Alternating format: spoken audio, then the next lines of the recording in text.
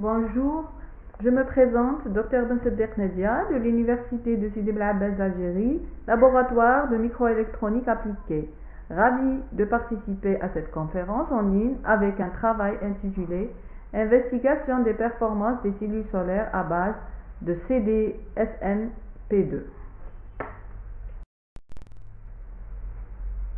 Dans le contexte global de la diversification de l'utilisation des ressources naturelles, le recours aux énergies renouvelables, et en particulier le solaire photovoltaïque, se fait de plus en plus fort. À ce titre, le développement d'une nouvelle génération de cellules photovoltaïques à base de CDSNP2 semble prometteur.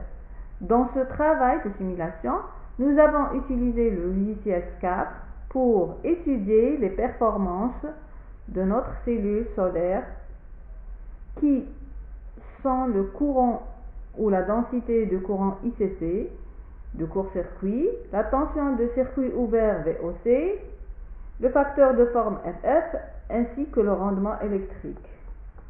Dans les conditions standards, spectre AM 1,5 est clairement 1000 watts par mètre carré et une température de 300 degrés Kelvin. Vu le temps accordé, je présente dans ce travail que le paramètre qui est le rendement électrique.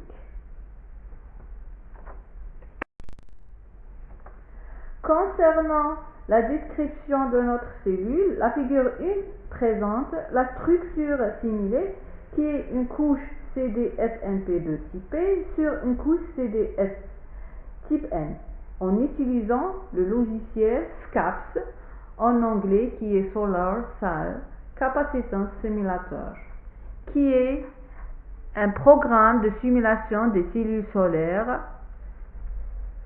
à une dimension. Il est développé pour les structures de cellules de famille CUINSE2 et CDTE. Cependant, plusieurs extensions ont amélioré ses capacités de façon à devenir applicables pour les cellules solaires cristallines ainsi que les cellules solaires amorphes. Alors, dans ce travail, tous les paramètres physiques des couches utilisées pour le calcul de notre cellule photovoltaïque sont pris de la littérature, sauf le paramètre d'absorption qui est calculé à partir du logiciel Vien2K.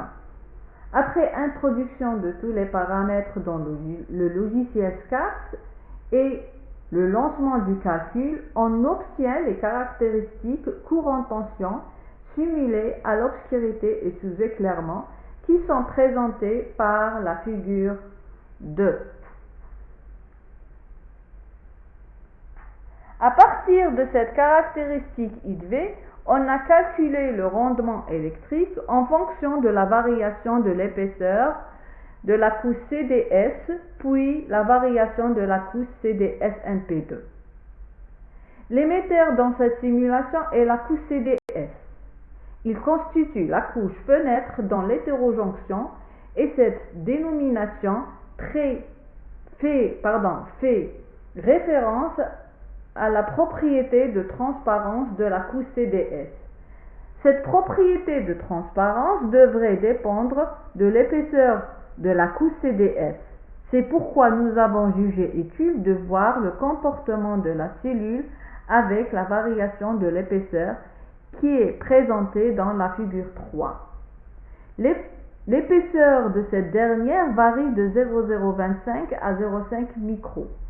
On remarque que le rendement diminue lorsque l'épaisseur augmente et le meilleur rendement est obtenu pour une épaisseur de 0,025 micromètres. La base de la cellule est la couche CDSNP2, qui est la partie la plus active du dispositif. C'est dans cette partie de la cellule que se crée la majorité des porteurs minoritaires responsables du courant photovoltaïque dans la cellule. Donc, il est important de prévoir l'épaisseur du CDSNP2 qui donne le meilleur rendement. Alors, l'effet de l'épaisseur de cette couche CDSNP2 sur le rendement est présenté par la figure 4. On remarque que le rendement augmente avec l'augmentation de l'épaisseur et le meilleur rendement obtenu est de l'ordre de 32% pour une variation de 0,5 jusqu'à 2,5 micromètres. Un autre paramètre très déterminant pour optimiser le rendement des cellules solaires est le dopage de l'émetteur CDS et la base CDSNP2 présentée par la figure 5 et 6. On remarque dans la figure 5 que le rendement croît avec l'augmentation du dopage. Le meilleur rendement est supérieur à une valeur de 30% pour une concentration ou un dopage de 10 à la puissance 18 par centimètre cube de la couche CDS.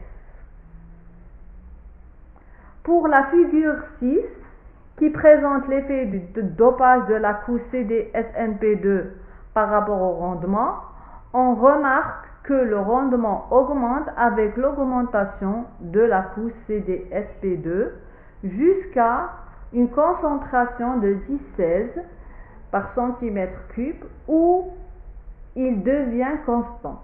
Le meilleur rendement est donc obtenu pour un dopage de 10 à la puissance 16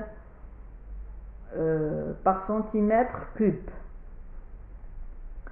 Le meilleur résultat obtenu après optimisation de la structure CDSNP2 sur CDS est un rendement de 32,32% pour une épaisseur de 2,5 micros de la couche CDSNP2 avec un dopage de 10 à la puissance 16 par centimètre cube et une couche de CDS de 0,025 micromètres avec un dopage de 10 à la puissance 18 par centimètre cube.